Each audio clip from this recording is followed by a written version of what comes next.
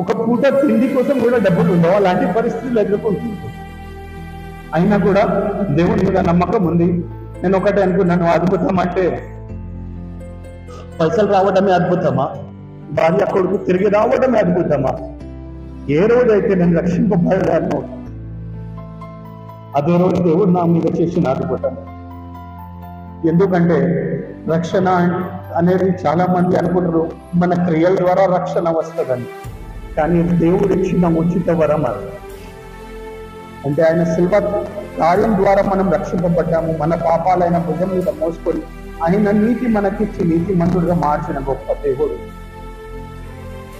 అది ఆలోచించి fast training మొదలు పెట్టాను. ఇప్పుడు ఒక 2-3 months లోపల గ్రాడ్యుయేషన్ కంప్లీట్ అయిపోయి ఇప్పటిదాకా దేవుని కృప వల్ల ఈ రోజు నాకు 92 ప్రసంగం.